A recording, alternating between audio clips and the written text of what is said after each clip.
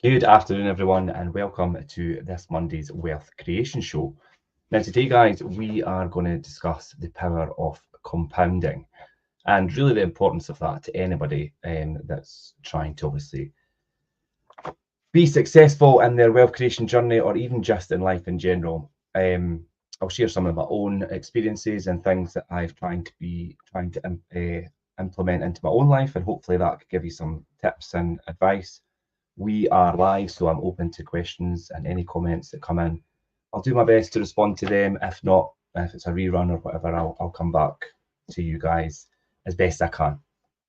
So yeah, the power of compounding, and it really falls in line with the compounding effect and really the action of that, and that is really the principle of reaping huge rewards from a series of small and smart choices. Consistently making smart choices, consistency and discipline and things are a big part of that, and something that a lot of people may find they have a lot of difficulty with, disciplining themselves. And I'm going to talk a little bit about creating habits and things as well. And these are all things that I've been trying to incorporate into my own journey. So hopefully what I share with you today can be of some use.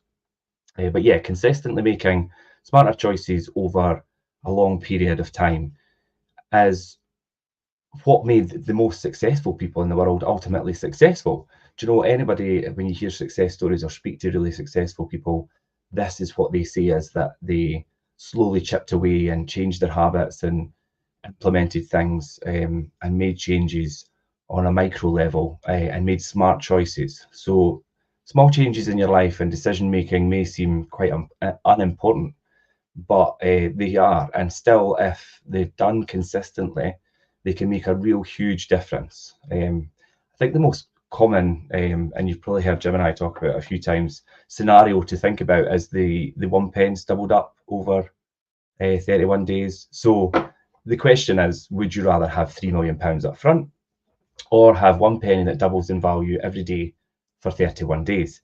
Now, immediately, a lot of people just say, well, give me the $3 million or £3 million. And as a human, we naturally, that's what we want, is the immediate gain. And most of us choose the first option, which is the £3 million.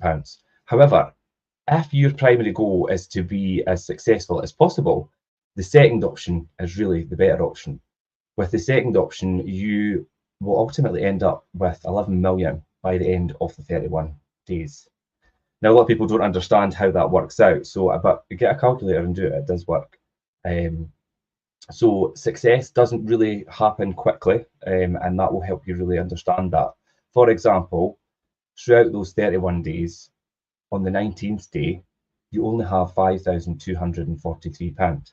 Now, at that point, you might feel like choosing the second option was a bad idea and thinking I should have just went for the 3 million initially. However, if you look at the bigger picture and the longer term goal, the second option has a compounding interest. And we can produce compound gains in our own lives by making the correct decisions and consistently making those small, smart changes over time. Um, and to note, for the benefit of the compounding and its fantastic benefits, we have to be really patient, and that's what I was like about, obviously, delayed gratification and things as well. Compounding is impacting us every day, so we must use it to our benefit. So yeah, like the one pence doubled up each day thing. You, like you say, you're 19 days in, you've only got so much. I think it's just under 5,500. You would have went for the first option or feeling like that. But if you ride it out to the end of the 31 days, you end up with a great deal more, as I say, about 1,100. So yeah, implementing the compounding effect into your daily life is something that is really important. But a lot of people might think, okay, so how do I start doing this? And how do I actually take responsibility and changing things in your own life? And as I say, I was going to share some of my own habits and things that I've changed and my own journey, which hopefully might help some of you today. But what I've found is to start tracking the small decisions you make on a daily basis. Now, I'm going to talk about habit stacking a bit, because I've been reading James Clear's book I read on Atomic Habits, and habit stacking's in there. And it's like, you don't realize that you already have a lot of habits that you've stacked into your daily life. You know, getting up and making your bed, brushing your teeth. You know, making your coffee. Do you know all these things that you do, a daily ritual that you've just incorporated into your life subconsciously? That's what you do. Well, they're habits, and you could stack things alongside that to help you start incorporating, you know, more positive things. So that's habit stacking. But I mean, that's a whole show in itself. But yeah, start tracking those small decisions and that you make on a daily basis. Do you know? Do you want to be more productive? Track how many hours you're working each day, how many hours you sit on your phone. That's a big one for me that I've looked at, because I mean, I spend a lot of time on my phone for work, which is a different thing. But sitting on social media in my spare time, you know, we'll do the doom scrolling and true reels and things, and it could take up a really big portion of your day, which could be a lot more productive, even if you were using that time to say read a book, which is something that I've also incorporated a lot more than I did previously. And to start with, you maybe don't see the benefit, but I'm a great believer that, and obviously my peers have advised me that you will see the benefit of that in the long run. So you just need to stick with it, and that's what I was obviously saying about having faith and sticking with it. And how long it takes you to maybe even, do you know, how long do you stand in the shower in the morning? How long do you stand and make decisions on small things? Do you know all this time that you could free up to do other things by maybe just making quicker decisions or taking a quicker shower? Or do you know, it might really sound quite minuscule and quite small, but that's the whole point. It's all these small changes which you make a change to give you more time, make a positive impact on your life. And then it helps you towards obviously your higher goal, whatever that may be, and keep you on track. So if you're thinking about that and you're thinking you're too busy and you've not got enough time, and you know, there's always room to make time. So start with these things, start with the small things, and the sooner you implement these changes, then the faster it'll become to create habits or better habits, and the sooner they'll become apparent that you could reap the rewards from there. And then you will think, like, how do I do that then? Do you know, how do I identify these things that are already habits, and how do I stack onto them, and how do I implement that on a daily basis? And what if I miss it one day? Do you know, if you miss it one day, you'll start again the next then. So yeah, how do you start doing that? And it's like, identify the area of your life that you really want to change. I mean, we've all got something in our life that we want to change. So really step back and identify what that is. Identify the parts of that area that you are not taking responsibility for, and you feel like you need to maybe then make changes to that for the better. So yeah, and as I say, like from my own experience as well, start tracking at least one of your behavior related responses to that area of your life, and that really brings us quite deep into habits. Now, I'm not going to do lots about habit stacking. I did do a show previously about the book Atomic Habits, so I did do a show about that. And part of that, there's quite a lot in the book, but habit stacking was one of them. But creating more habits, or new habits, should I say, it does take time. It's not something that happens overnight. You have to really be patient with yourself. If you fall off the wagon, then brush yourself off and don't beat yourself up and start again the next day. Been there, done that, and I'll probably be there again. So it happens to everybody. There isn't really a problem with that. We all stumble. Just go again and try another strategy. If you're doing something that maybe doesn't work quite right, then just try and do something slightly different and reinforce your commitment and your consistency to that. And when you press on, you'll receive huge payoffs and you'll feel a lot better about yourself as well. Your habits are likely formed quite unconsciously, the ones that you already have, and they maybe aren't guiding you towards your ultimate goals. And habits are things that we kind of pick up and do on autopilot as they have been strengthened through that practice, with subconsciously doing it, and then that's how they're such a big part of our life. So take control of your life is probably the main thing to think about there, and master those habits and remove the bad ones and create good ones to put in their place. And make your changes public. You know, make it. I mean, don't try and hide away and think, "Oh, I'm going to secretly try and change these things," because your habits being public, or maybe being prominent to maybe the people around you, or the people you work with, or the people you socialize with, whatever, if they're aware, it kind of then reinforces some accountability to yourself as well. Because if you hide away and think, "Oh, I'm going to change this, I'm going to change this," but nobody knows, and then when you don't do it, well, there's no one there to say, "Oh, how are you not doing this anymore?" Or, "I thought you were doing this." So it does kind of create that kind of accountability and that peer pressure. Do you know, if you've got role models and people that, do you know, that people that you look up to and things, then let them create your, obviously, your accountability with you. And then that's obviously quite a good way for you to then think, right, okay, I need to do this, because then it makes your accountability for yourself. Create small components for yourself, such as beating your previous records and things as well. These kind of things are quite good to push you forward. And celebrate by rewarding yourself when you successfully implement a good habit. And then once you start doing that, that's where we start to create that momentum. And momentum's such a great thing once you get going at something and you feel really confident about it. Some of our best intentions fail because we don't have that system of execution and that mindset. So when it comes down to it, your new attitudes and behaviours must be incorporated into your routines to really affect any real or positive change. I would expect. You know, if they're not incorporated really into that routine and you don't feel that way, then they're not going to have any real effect on you, or have that positive change to propel you forward in your journey.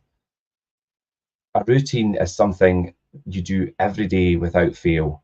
So that eventually, like I said, brushing your teeth or making your bed, putting your seatbelt on, you do it without conscious thought. So once you get so deep into creating good habits and incorporate them in your life, they will become an unconscious thing that you do. Building good habits is really just fundamental to producing a positive compounding effect in your life. However, we do need that momentum to help push us through when times get tough, and they do, and everybody goes through them. And when we struggle to maintain those good habits, momentum is that feeling when it's odd that you maybe haven't had your daily, do you know, your run, if you're into fitness and thinking, I'm going to incorporate running, or even just walking. Do you know, when you've got such a incorporated habit and then have that momentum alongside it, and you don't do it and you feel kind of out of sync because you've not done it, then that's when you're really on the right track. And then it feels like you've kind of missed something out the day because you've incorporated that good habit so much. So that's, if you do miss it by whatever reason and you feel like that, then that's a good thing, because you're in that mindset where it's part of your daily routine, and you want it to be odd to missing your good habit on that day. That's definitely the feeling that you want. Takes a while to get there, but don't give up. One way to build momentum is to really master your daily routines. And in the book Atomic Habits, it's really explained in a bit in depth and outlined what the person, and obviously James Clear, what they do on a daily basis, and what he does in the evening as well, and just that whole thing. And irrespective of what his day entails, he completed these without fail, and it was always like there was no compromise on that. So he explains it in a lot more detail about his morning and his evening routines. So how you start your day and end your day really strong. These are really important things. So as I say, I could go into it a lot more detail, but obviously the book explains it. But importantly though, if a ritual or routine is no longer producing powerful results for you, then don't be afraid to change your routine. Although you may want to be consistent, you want to be consistently positive. So if you're doing something and it's not really getting you anywhere, or maybe it's got you to where you need to be, and then maybe you need to stop that and create a new habit to take you to the next level. So I always think about that as well. With the start of your end and the end of your days in check, you could start focusing on, then the weekly, and then the monthly, and then maybe your quarterly rhythms, and just your whole demeanor, and how you are productive throughout these times. And like I say, start by daily and then you can work up to weekly and monthly and quarterly and things like that as well. I think finally on habits, make your habits and rituals sustainable. Don't make them completely unachievable. You don't want to do something that's going to push you so far that you'll burn out. And similar to that point, then small positive changes that, like I mentioned at the beginning, small positive changes that are consistent are often better than short-term kind of explosions of positivity. I mean, people could be really psyched up and have a lot of energy to do something, but you could quickly burn that out and then obviously be in a state where you can't continue. And I think as well, just on habits and things as well, and I did say create accountability with the people around you and your peers and things as well, but make sure you surround yourself with people who are positive and supportive and understand why you're making these small changes. I think that's really important because obviously the people around you have a big effect on who you are. So you really need to think carefully about who you have around you. And in that small circle, I usually say around the 5 people around you are what influence you the most. So who are those 5 people and do they influence you positively? And then let's just talk quickly about influences and the environment around you and around them hugely impacts you as a human. Therefore, exposing yourself to kind of environments that make establishing a compound effect easier. Exposing yourself to that positive environment involves taking control of the information that you take in and that you absorb, and also the associations you make, with the people that are around you. Are these people that you look up to and want to aspire to be in a position where they are? Do they demonstrate and actually have the evidence that they're in a position where you want, of that position where you want to be, or is it all just kind of smoke and mirrors? I mean, are they successful? Can they actually show you that? Are they somebody that you want to learn from? Or even if it's just friends, and are they really positive minded and will they lift you up and help you propel into your next stage of your journey, or will they hold you back?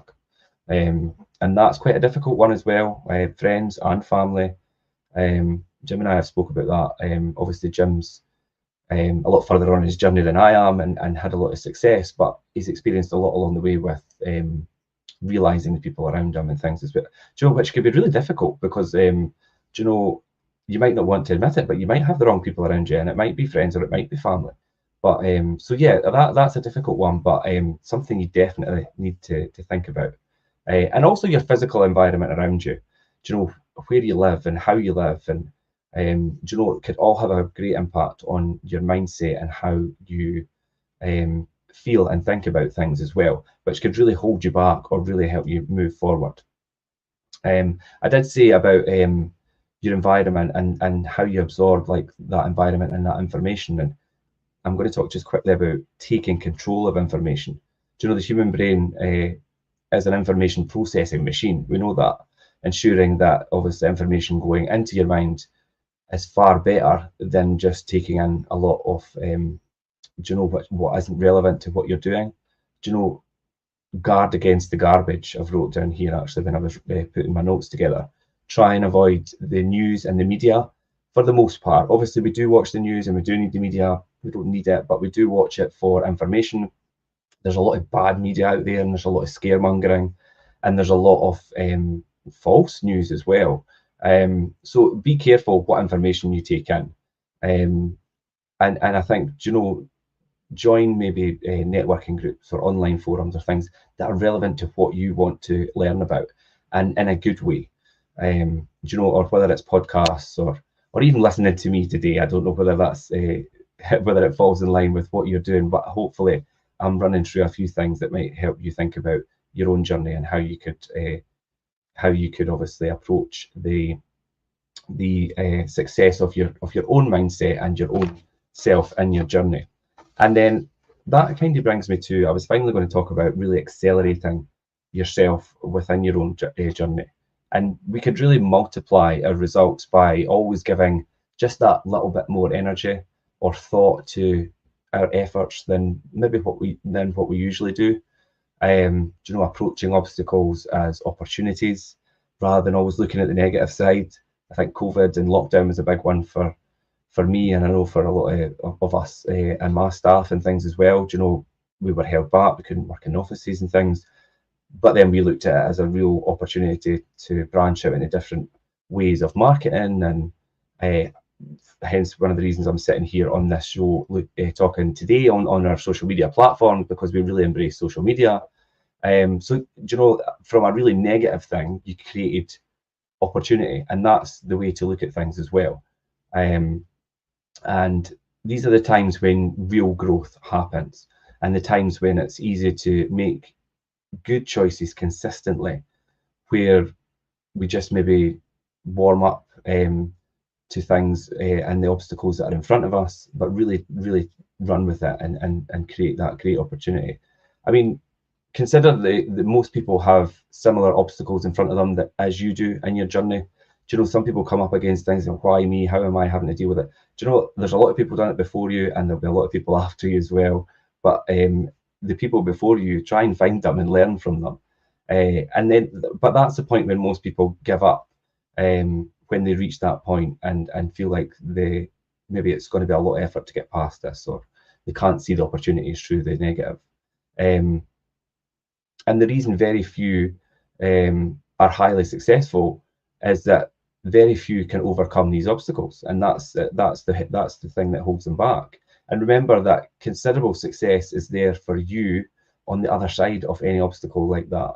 And if you could become somebody who could really overcome life's obstacles and grab that as an opportunity, then you've got a pretty good chance of being successful in what you're doing, as well as being one of the only ones who can overcome obstacles, become someone who thinks and behaves outside the box. And I felt I picked up this on a training we were doing the other day, and it was from Tom Panos. Actually, he's a very successful person, and he was doing a talk, and he actually says, you know, you need to push yourself to become comfortable with being uncomfortable. And I thought, God, that makes total sense. And I was talking to one of my staff and the other day, and she was talking about speaking to a room of people and networking and things, and I thought that she was quite good at it. But she says, no, I'm totally nervous doing that. Do you know, I really am. I said, well, you don't show it. I would never have thought that until you told me. So that just shows but you're pushing yourself. You were doing that. You're speaking to all these people. You don't look uncomfortable. You maybe feel uncomfortable inside. And then I thought that, and then we went back to the Tom Panos thing, and I said, you look as pushing yourself to be comfortable with being uncomfortable. I was like, so you do that, and you do it, and you don't look uncomfortable, but you are inside. Do you know? So just always remember, people don't know you are, and I think that was kind of refreshing, because it made her feel, and made me realize as well. Do you know, people don't know how you feel inside. As long as you don't completely show it outside, just try and be you and push on. So yeah, pushing yourself outside your comfort zone is a big thing for progressing yourself through in your own success.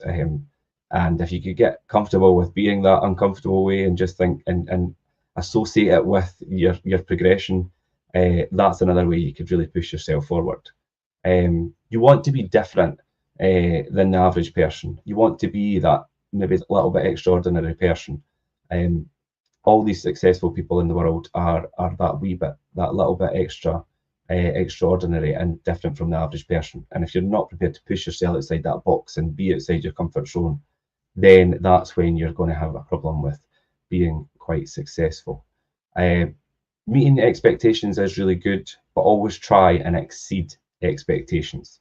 And exceeding expectations will multiply your success greatly. And that was the last thing I put on my notes here, and I thought it was really relevant, because people always try and just maybe do the bare minimum just to get by, or just to get to the next stage. And it's like, do you know, push. Do you know, if you don't use that as your benchmark, if you've got a target, try and push past it and exceed that, and then exceed your own expectations, or if you've got peers, exceed their expectations, and you'll quickly become more successful in your own right. And that, I think, was a good note for me to finish up today, on the power of compounding, and just how you could add that extra value in all these different aspects of your life, and to yourself, and to the others around you. And I think that what I covered today is a lot of what I'm implementing in my own journey, a lot of what a lot of successful people way before me and far more successful than me have implemented in their journey over the years. And I just wanted to share some of those insights and really compounding up your habits and habit stacking, good habits, pushing yourself through your boundaries and out with your comfort zone, and all these things that I've touched on today. And definitely the book Atomic Habits. I've also, on Jim's recommendation, actually, now I've got Tony Robbins books, but I ordered this the other day, notes from a friend. This is really good. It's not a big book, but I've not quite read it all, but I was looking at that. That's a really good book as well. And that's on recommendation, as with Atomic Habits, and lots of other books that I've still to get through. But yeah, definitely give them a try, because they touch on a lot of the subjects, especially in Atomic Habits by James Clear, that I've covered today. And hopefully anything that I've covered today has been a little bit of a help to the people watching. Thank you for watching, and if you've got any questions, jump in the comments box once they're finished. If it's a rerun, I'll pick them up. You could also reach out to me. I'm happy to speak to anyone. It's Richard Cook at fifeproperties.co.uk. And that's it today for the Wealth Creation Show, guys. Thanks so much for joining me. I hope that's been useful. And thanks for the time and listening to me. And I'll catch you next Monday again, 12:30 as usual. Thanks, guys.